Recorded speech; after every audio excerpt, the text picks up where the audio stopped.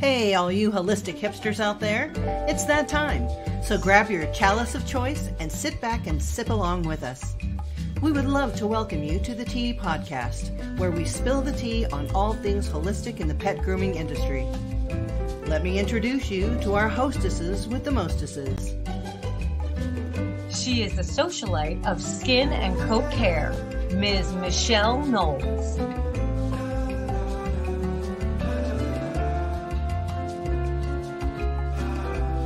And the queen bee of all things oily, Ms. Melissa Conti-Diener.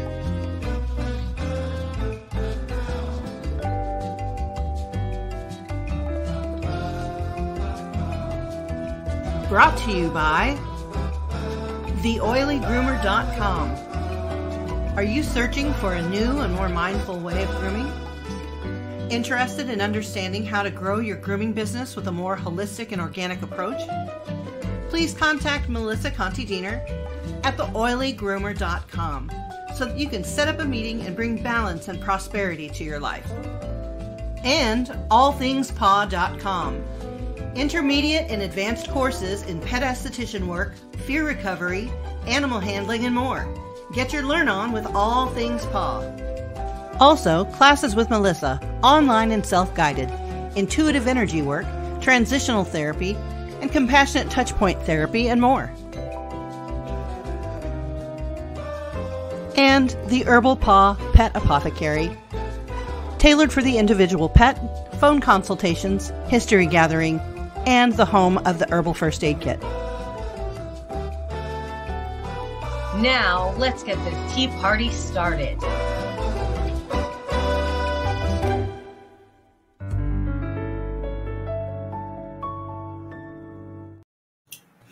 Hi. I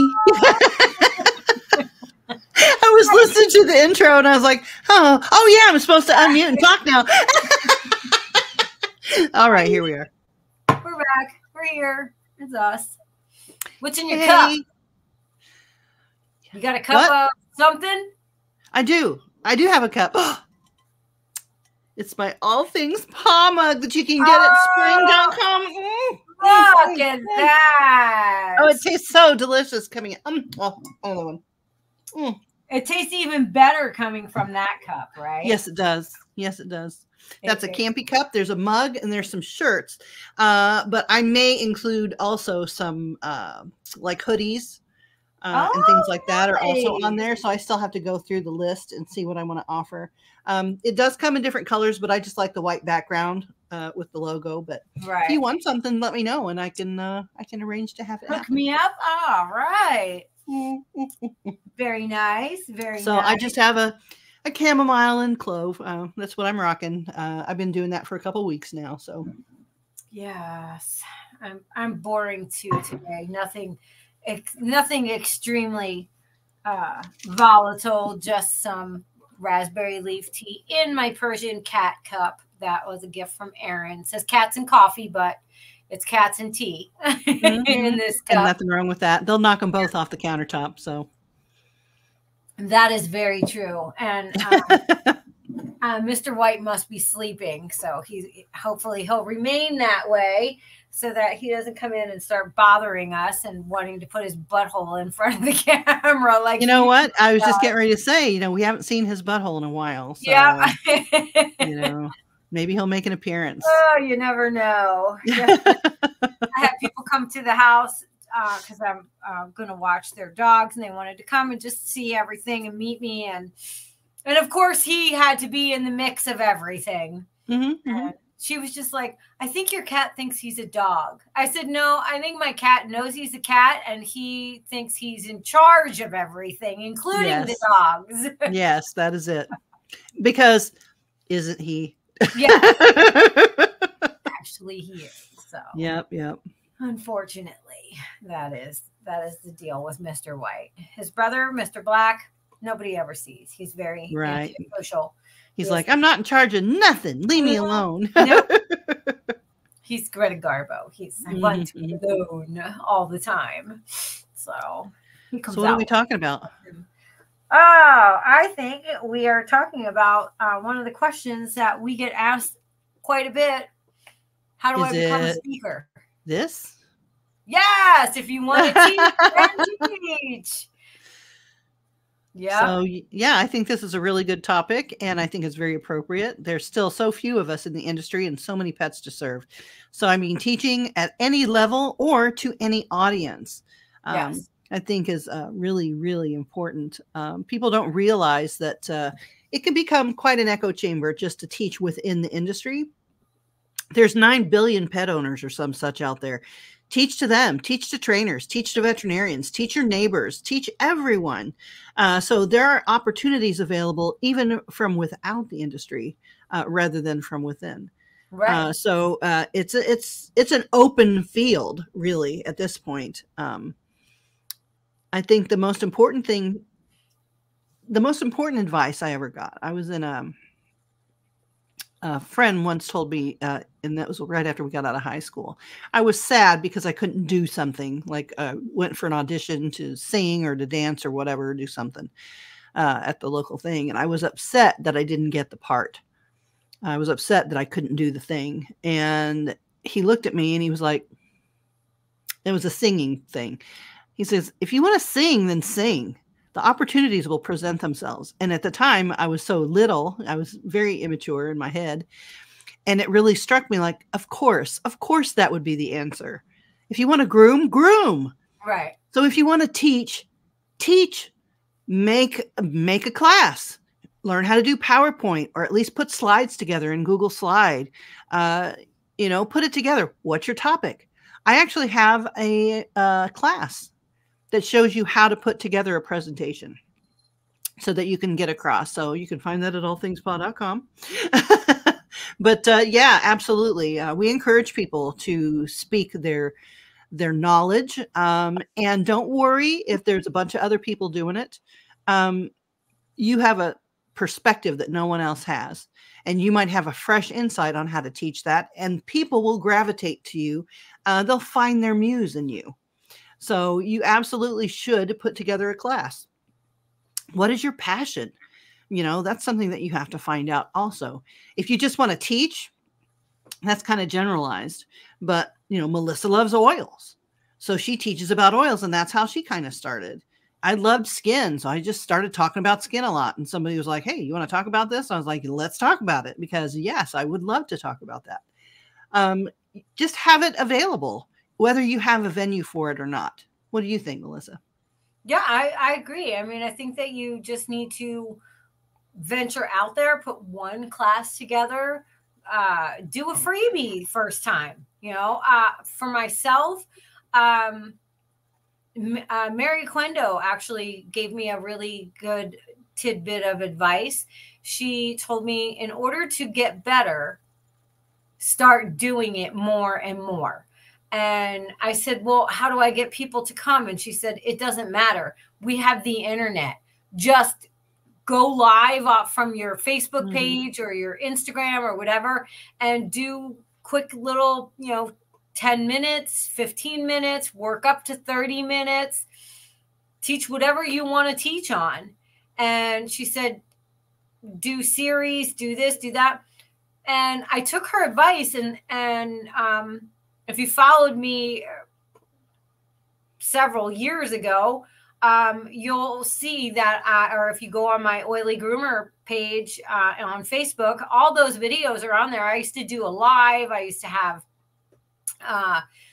something called The Blend every Sunday that I would talk about different topics, whatnot. It just got me used to putting together something. Right. And from there, I started to build actual classes. And so just start to throw your hat in the ring, put your foot, kick in that door and say, okay, I'm here. This is what I'm talking about. Even if nobody else is listening on the other end at that point, it's just for you to start getting comfortable with saying what you want to say. Right. Yeah, I agree with that. Start with something that you really love. Yeah. If you love doing faces, then do a class on faces. If you love doing really thorough baths, show us what you got, show us a video and talk about that. If you love doing just cats or just Yorkies, start with something small, something that you're really passionate about and you know about. And it's okay if you don't get it 100% right. It's okay if you don't know 100% of everything. You don't have to be an expert because you have to learn, you have to start from somewhere. The only reason I started talking about skin is because I repped for Yves Saint Bernard at the time, and I really loved skin, and no one knew how to use all the shampoos and the conditioners and all the products they have. They have like over 200 different products, more now, I believe. But no one knew how to use it. So my main goal was to help people learn how to put together regimens. That was my whole deal. And I started talking about it, and people started listening. And then you start putting together more and more and more. Well, how do you handle your fearful dogs? How do you handle your mean dogs? Then you put a class together about that, and you build your repertoire over time. Right. And there are applications that you can put into the different expos and things that they are always looking for new speakers. So if you have something that's a little polished and you're ready to go big, try putting in an application on one of those. But I do suggest you always start with something that you really love. If you know how to do a really good short show nail, give us a history of nail trimming, give us the anatomy of the nail, show us how you do it. The sky's the limit, no matter what. If you just do home grooms and don't know anything about proportion, or you're not a certified master groomer, that's okay. You still have value in what you teach. Everyone has a perspective. Everyone can teach someone something. And if you think about it, look at all the people on YouTube that they talk about in the groups. Well, she doesn't know how to do that, and that's not the proper proportion. But guess what? She's doing it. Exactly. She's doing it. Yep. And guess what? Maybe she didn't know that you weren't supposed to do that, the thing that she's doing, but she knows now, and she'll make another video, and she's doing it. I think the best thing you can do if you want to teach or speak or do something that's not in your comfort zone, but you really long to do it, get out there, put your toe in the water. Yeah, it's scary. Yeah, it's uncomfortable. Everybody's looking at you. So there's always going to be people saying you didn't do it good enough. You didn't do this. You didn't do that, because it's not from their perspective. Right. It's your perspective that's important, not anybody else's. I think you're 100% right on what you're saying. I also think that there's opportunity also to write an article and send it in to Barkley, to groomer. Mm-hmm. Or just start blogging on your own website. Exactly. I was going to say you can, or do a vlog or a regular blog, or, start putting that content out there. And then market yourself grassroots style, through your... you got an Instagram account. Say, hey, a new blog's out. Check it out. It's about foot care or whatever. Right. Yeah, I think that it is one of the things that is the hardest, is just to get over that hump of being afraid. Well, what if somebody says I'm doing this wrong, or that's not the way it's supposed to be done, or somebody somewhere is going to always say that.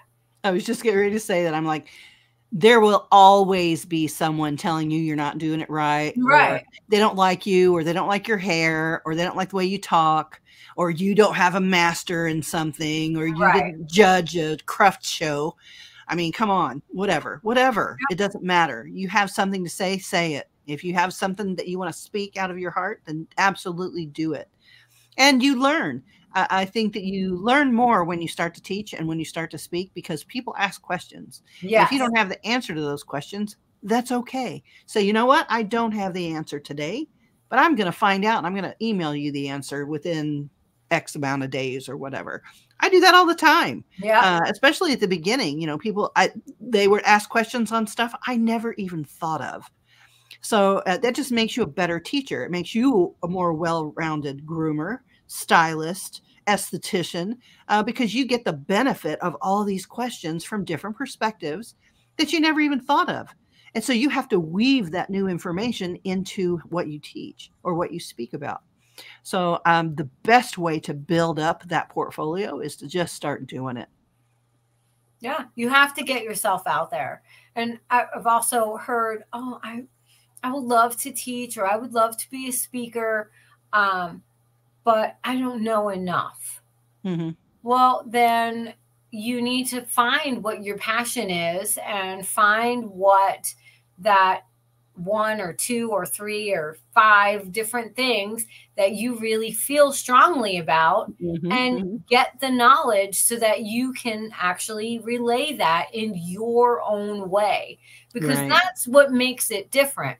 Mm-hmm. Michelle and I can get up and we can both teach a class about skin, or and even though we might be presenting the same exact information, it's going to come out very differently because we have our own style. Mm-hmm. We have our own antidotes on how to utilize these things. And so you have to be able to pull in your own personal story as well, and your own personality as well, so that you're going to connect with those people that are looking for that connection with you. Mm-hmm. Absolutely. You're going to attract your own crowd. Yes. People who resonate with you are going to be your students, and there are other estheticians, other teachers of esthetician work that are my colleagues, and I love them, but their students really love the way they teach. And my students really love the way I teach. And there's nothing wrong with that. And then you have the crossovers who take all the classes and get something new from each different instructor. So there is nothing wrong with you not being, you don't really want to be like somebody else. You want to be like you, because you will fulfill the niche of people looking for your information. And we hear this a lot too. I mean, we were kind of gone from the show scene for a little while, but I hear this often when I do talk to other groomers, and that's like, oh, it's the same people with the same class. And so a lot of people are like, oh no, believe me, they're looking for new people. All they're the time. always they need fresh. Yeah. They want a fresh perspective like everybody else. Exactly. And if everyone's so afraid to step up to the plate, we're not going to get any variety. Right. You need to switch it up, switch it around. We would love to mentor you, to help you develop and grow. There's a lot of people that need educated about their pets. Other groomers, it's great to teach other groomers coming up. I will never knock that. People who are actively becoming the best groomer that they can be, and eventually, hopefully, a speaker as well and a teacher. But there's a lot of people out there that need this information that aren't within the industry. I'm doing a whole video series directly to the owner. I think they could really use the information to help them take care of their dog and to make better choices when they go to the groomer. So, I mean, there's all kinds. I can't teach everybody all over the world. I mean, that would be really nice, but I'm not set up for that. And my brain can't handle that. I'd like to spread it around. I'm trying to train up as many people as possible who can go out and disseminate this information, because we all have a social circle and a professional circle. And sometimes, a lot of times they do overlap, but there's whole swaths of people who are not being educated, who aren't being served, if you will. So I don't ever want anybody to think, well, I couldn't do that because, I don't know anybody. Well, nobody knew us either at one time. You got to start somewhere. Bad kids at my house barking. It's one thing to say, I'm going to teach how to do, Asian fusion or actual hair cutting. But there's a lot of other topics that need to be explored that are within our industry and within just the pet owning industry. Mm-hmm. So you don't always have to be stuck to the aesthetic of a haircut, and that's what you're teaching. Mm-hmm. There are a lot of things like ergonomics, like right now, everything is about social media and digital marketing. And so if you're really good at those things, there's an avenue to present, that information. Talk about that. Yeah. Right. So it doesn't, I know I've heard other groomers say, oh, I'm not a good enough groomer to teach other people how to groom or whatever. Well, what are you good at? Mm-hmm. You And know? remind yourself, I want to give you a gentle reminder that you don't have to be a competition groomer to be called a groomer. Right. If all I would ask of anybody who wanted to groom, if you can handle correctly and make the dog feel as comfortable as possible and give them a comfort groom, you could hang out a shingle, say, hey, the comfort groomer. Right. And that would become if you could just give them a nice bath and a nice haircut that, lasts and they're not stinky and mama and papa are happy with the maintenance of that haircut, I think you've won the day. 5 stars. Everybody is I'm not trying to tell you not to push yourself to better yourself or anything, but don't ever think that you'll just be ruled out because you only give comfort grooms. Right. I'm going to say a full 85% of all the people at the competition level give comfort grooms. They don't do show grooms or whatever. Unless you're a show groomer and you show dogs, you very rarely get a show dog in a regular salon. Some have them more than others because they are at a level where that's the only clientele they take in, and that's fine. But literally, there's 90% of the pet population that is not being served because they don't require that level of grooming.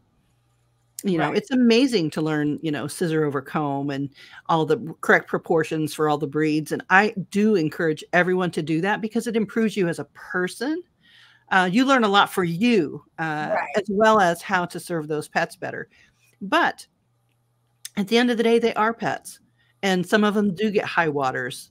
And some of them do look funky when they go home. And sometimes one ear is longer than the other simply because their ear sets are crooked. There's a million different pets that need whatever. Mom's on a pension. She doesn't care. She just wants it short and clean. That is the 100% best you can do for that client-owner relationship.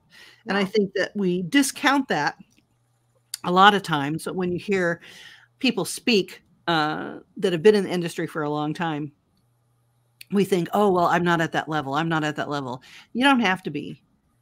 But you do have to be kind. You have to be compassionate. You have to give a good bath and not cut them up with your scissors and your clippers. Right. Those are the basics. And I think you've won the day if you're just doing that at this point. Definitely try to improve. Definitely try to get better and sharpen your techniques. Learn proportion. Learn more gentle handling techniques. Animal handling and animal observation are key in this field. To make sure that everybody's doing everything great and to make sure your mindset is in the right place. Because if you go in angry, then everybody's angry. Every dog on your table will be difficult if you go in with a bad mindset, with a bad attitude, because they read that and they know that.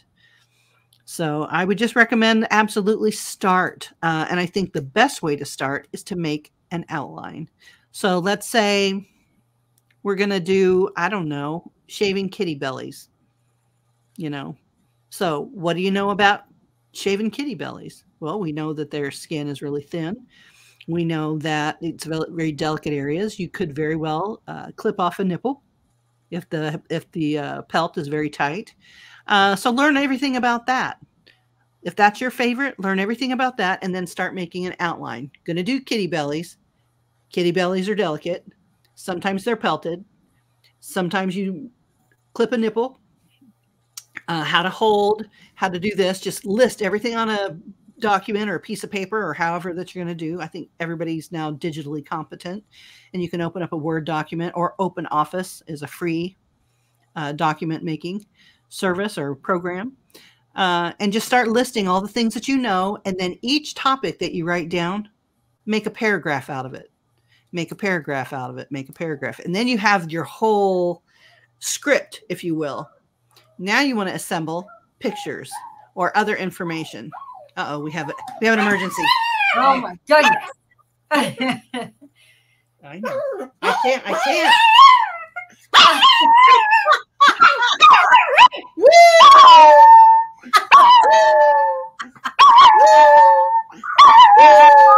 my gosh. I can get mine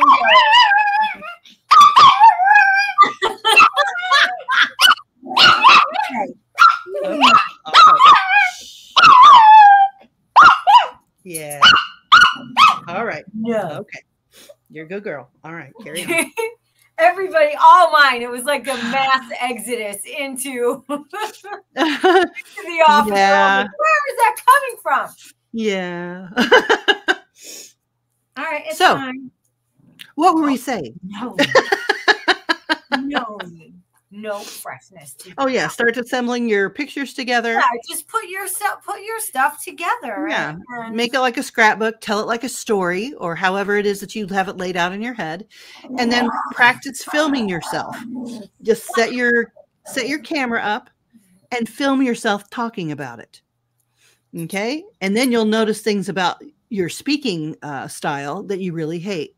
Oh, I say a lot, or I say like a lot. Mm-hmm. You know, you might scratch your head a lot or whatever. So you become aware of what you look like speaking. And then after you've done that, assemble everything together, and that's your first class. And that's basically how you start. So it could be anything. Let's say you don't want to teach about anything grooming. You're a groomer, but you love it, but maybe you want to speak about changing a tire or starting embroidery or whatever. You can make a class on almost anything, and you'll find your people. Your people will find you, because that's what they're looking for. Absolutely get a YouTube channel. If you don't have a website, get a free one that you can manage and start putting blog posts up on. And that's how you get known. You start a following. If you have an Instagram or a TikTok or Facebook, you know, start doing your social media posts on there as well, to let people know that you are assembling together information to teach, you know, and invite people to come and critique it and how you could improve it. And that's, once you get the bug and once you get that absolutely established, then you start really growing, and you say, oh, well, I can have a class about this. I can have a class about that. And it builds and builds. And then you have a course. And then you have something to offer to the big expos, and, you know, maybe even start local. If you have a local pet expo, see if you can get in there with a booth or teach a class. I think that's probably the best way to do it if you don't have any other connections, because we are all connected socially. And we absolutely can go into other grooming salons. You can invite your local dog breed clubs, you know, to hear you speak about their topic or your topic. So there's a lot of different things. No, stop making all that noise. You're going around on the floor like a crazy dog behind me, making all that noise. Well, I mean, I did have a banshee, so. Yeah, I know. Yeah, it happens. Or I'm not even going to edit that out. I'm just going to let you enjoy it. Leave that in there. Leave that right there. No, yeah, that's my life. And I didn't even teach her how to do that. Oh my God. Dawn taught her how to do that. And we lived in the country at the time, and the fire department was right down the street, but it was like a country miles kind of street. Right. So you just heard it faintly, and he taught her to do that. And now that we live in the city and the fire department is like 2 blocks away. Oh yeah. Oh, it's great.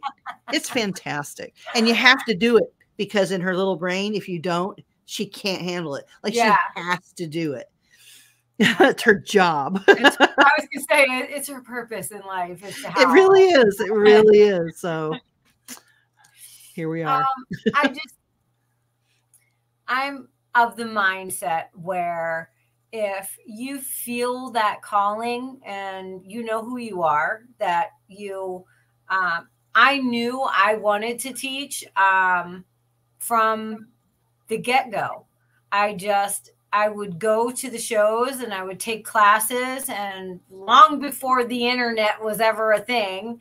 And I used to think to myself, I really want to get up there and do this. And I had no idea how to do it or what the steps were. And, but I started to put my thought process into motion. So it wasn't, what I like to say is I wrote down a wish or a dream. You know, I was dreaming of wanting to do that or wishing that I could do that. Mm-hmm. And I wrote it down, which gives it energy and makes it substantial. You know what I mean? It's now not just floating around in my noggin. Right. Now it's actually on paper, and I've written down, I want to teach. And so to me, that gives those words life. It gives it energy. And I left it at the top of my notebook for a long time for me to see. And little by little, opportunities came along for me to be able to begin that journey. It wasn't like jump in and I was teaching right away. I had my own shop. I got involved with the local grooming association. And then from there, we would hold meetings. And then we started talking about holding classes there and having other people teach. And then they eventually asked me if I wanted to teach. The first real grooming class that I ever taught was for the Grooming Association in Arizona. And it was on Cocker Spaniels and about the care and the history of that. Well, the care of the coat and the history of the breed. And that's something you knew very well because you were showing at the time. Right. Correct? And so, yeah. And so my business primarily was probably 70% Cocker Spaniel. And then the rest was a smattering of other breeds. And so, and then I actually groomed a Cocker Spaniel in front of everyone. And I was nervous as could be. And it was in my own shop, and I just still felt like everybody's going to critique my groom. Everybody's going to Oh yeah. People will judge you. Absolutely. Sometimes for no reason. Oh no, she did great on the dog, but did you see her shoes? Like, it's ridiculous. Yeah. People they will judge you, and that's fine. And you have to let that roll off. But I also took it in the sense that was very early in my career. I was still learning. And so one of the groomers had used a comment, the guard combs, clip combs.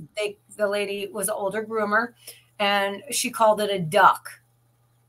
And so she said, "What duck did you use on the legs and skirt or whatever?" Because I showed a modified trim, pet trim. And I said, "Duck, what's a duck?"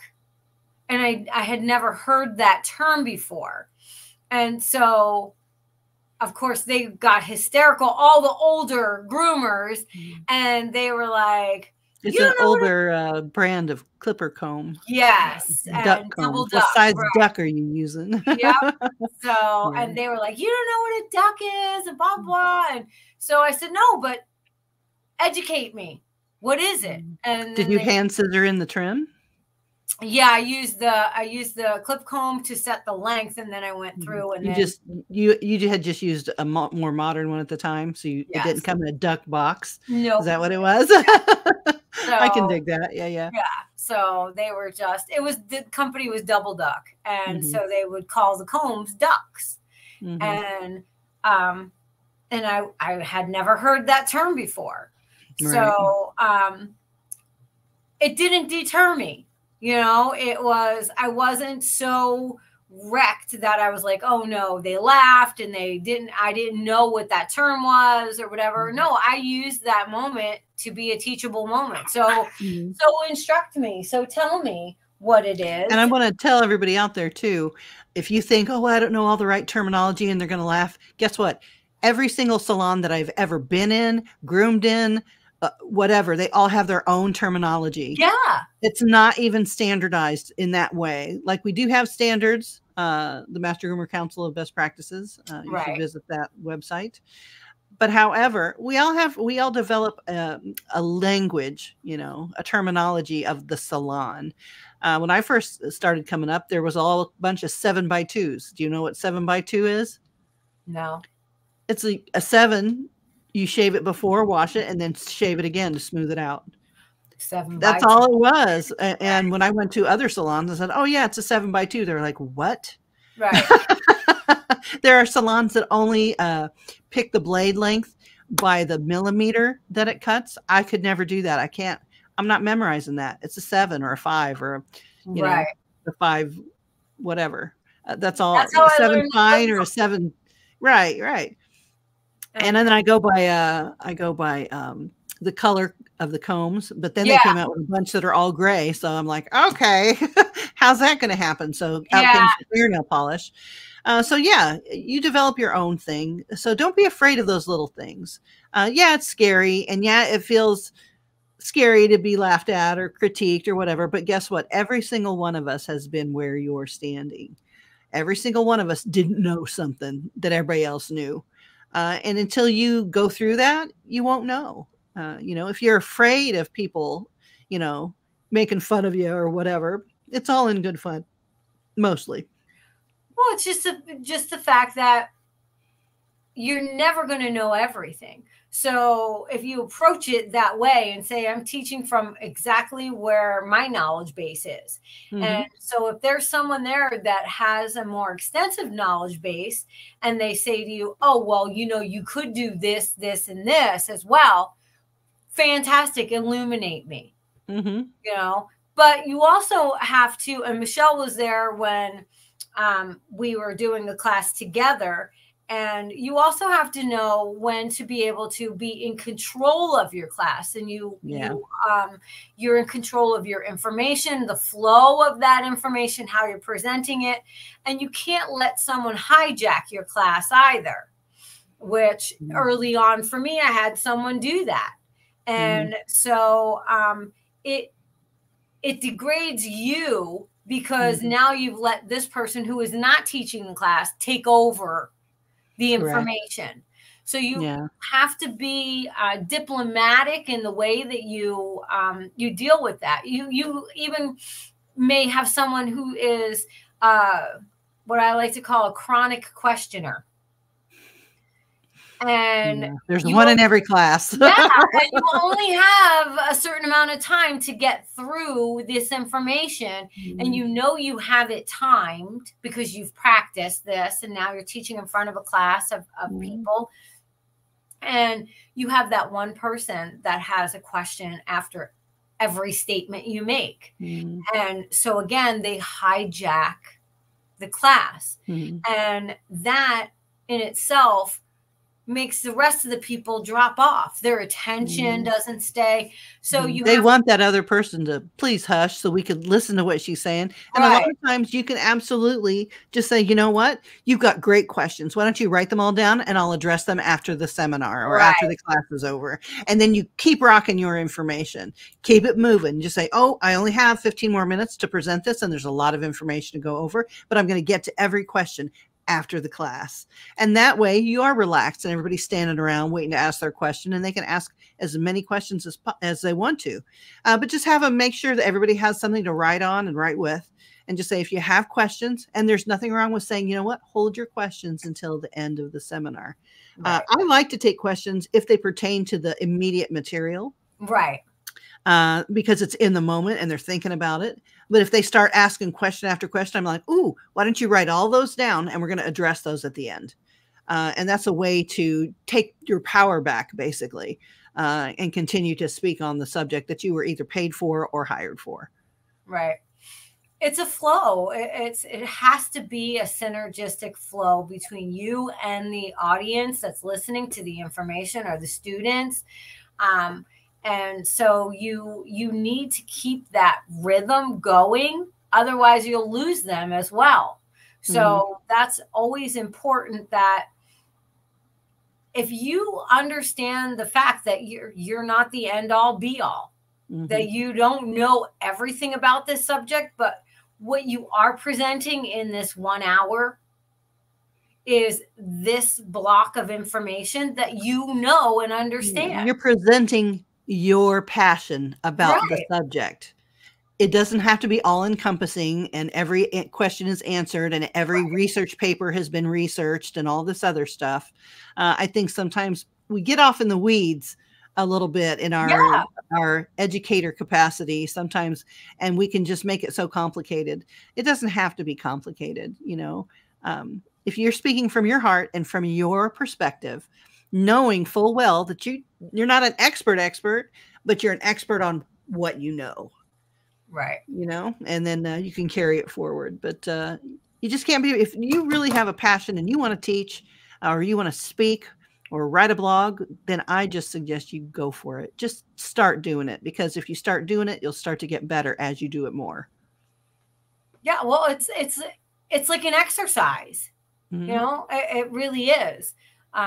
We don't often think about, when we take classes, we don't often think about the preparation that goes into putting that information together. Mm-hmm. We think of that person as just knowing, you know? And so, while that's a wonderful thing, they don't just know that information. Mm-hmm. They had to spend time to gather that information and then be able to dismantle it and put it back together in a way that they're going to keep you interested and engaged in learning about that topic. So it's kind of like a puzzle. And a lot of times when I do my classes, I always start with a written outline, and I do like a kind of like a family tree, you know, mm-hmm. where the main topic is in the center, and then mm-hmm. I branch off onto all the points that I want to cover. And mm-hmm. a lot of times I have to cross out things because it's too much information. Right. And so it takes a lot of thought and preparation. So you have to be semi-organized in the sense where you can organize the information in a way that is palatable, you know, where the people actually listening or sitting in the class, watching you teach this class, are going to stay engaged with it. Mm-hmm. You'll see, if you go to some of the shows, sometimes you'll just see people get up and walk out in the mm-hmm. middle of the speaker speaking or whatever. And, you know, it's like, it wasn't engaging to them. They weren't. Or it could be a myriad of different reasons. They might have to use the restroom. Right. They may have to take medication. They may have forgotten something. There's a million reasons. They may be popping in and out, going to different classes as well, which we've had. Right. Or your class may not be what they particularly wanted to see. So they're going to cut their losses and go to another class. And that has to be okay. Don't take it personally. You can't take that personally. Absolutely. Right. And make sure that you talk to people and ask, and people that were in there, and ask, you know, how was that? Did you enjoy the class? Whatever. The greatest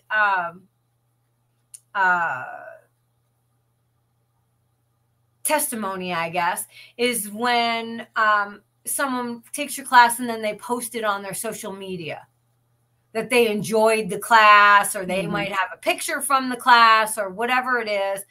That's always great, because therein it becomes a commercial for your class.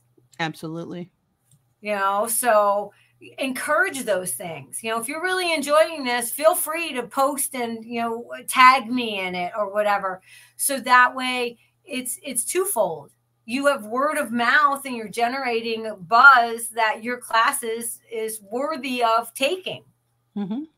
Because just like you would go to your phone and Google whatever, looking for restaurants, you're going to look for reviews or the best, you know, veterinarian or whatever it is. That's what that does for you. You know, it gives you a credibility that other people, other groomers are saying, hey, this was a good class. Mm-hmm, mm-hmm. So you want to encourage those kind of things as well. Mm-hmm. It's always nice to get positive feedback, but sometimes when you get that negative feedback, when you get, it was a little long-winded, or I didn't get the flow of the information, or I've had people even say to me, there was so much information, I was lost. Mm. Well, that's something you do have to work on. Not now as much as you did when you first started, but I remember when you first did your first PowerPoint, she had the whole slide just covered in small print, and she just wanted to put her entire education on like 3 slides. And I'm like, oh, you got to spread that out. You know, and even then, sometimes it's confusing for some people, and that's fine. You can't get 100% of your audience all the time. But you need to take stock and listen to the both ends of feedback, because that's how you learn the most. Right.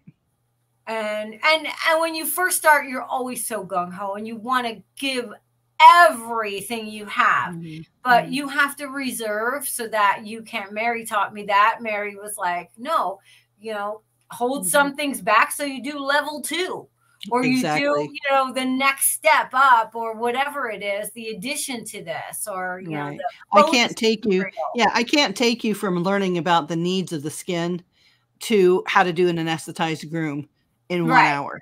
I can't do that. It comes in levels. You have to do that step by step and build on the previous knowledge that you have. So yeah, there's a lot to it, but literally mostly it's just getting started. And once you see how it morphs, it's going to become a lot easier for you to make a new class, to expand on the older class. I actually taught a class that I almost always have PowerPoints. Almost always. It just gives them something to look at. And I mean, you can do Google Slides, whatever. I just happen to have Microsoft. Right. But the projector wasn't working. And it just would not work. And it wouldn't connect to my computer, whatever. So I had to teach the class. And it was a pretty big class. And it was a 4-hour class. And I had to be the only thing they looked at, that they had to look at. So you have to be able to roll with those punches and be able to know that if your PowerPoint doesn't load, or your slides don't load, you can go through with that and still be interactive with your audience or with your students and just pull it all together. Absolutely. As long as you're talking, you're speaking. And people will listen, if you really are passionate about it, that's going to transfer to your audience, and they're going to get excited about it too. Because if you're not excited about it, how's anybody else going to be excited about it? Don't be afraid to do a little bit of acting. Don't be afraid to crack jokes or be a little funny. I think that works for me the best, because I teach some heavy subjects, and sometimes I just have to lighten it up. I'm like, that's just how it is. So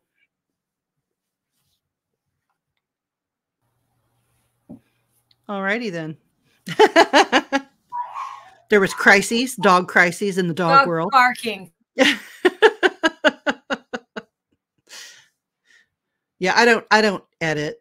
Whatever we speak about, that's how it's cutting in the can. I don't edit at all. Well, and I'm fine with that. It was just they got so loud. My husband's coming home from work. Yeah, it's a lot. It's 11 Shih Tzus barking, or 8 Shih Tzus barking, and then my other smattering of breeds that live here. I have a train whistle that I live with, but that's a lot. They got excited. Dad's home, so fair. How that goes. They're happy. Anyway, I think is there anything you need to say more about it? No, I just think your title is perfect. Just do it. Go out there and then start doing it. Start easily. The easiest way to do it is to do a live, and just go live, or make a little recording and upload your recording. And always, if you have any questions or want to continue learning from us or whatever, please send us a message. We're open to mentoring someone. Both Melissa and I have separate classes, together classes. We should have more together classes. I know. But we will gladly help you out and get you started. And hopefully we'll call you a colleague before too long. Yeah. That would be nice. We could use more. Absolutely. We could use more. So until next week, we love you, and we hope thank you for we wish you every success, and we want to see what you produce. We want to see your classes, because our hard and crusty selves need to straighten up and see what's out there and see what fresh ideas and fresh perspectives. I still go to classes all the time. So I'm really interested in seeing what you produce. And may your next sip be just as delicious as your last. We love you. Yes.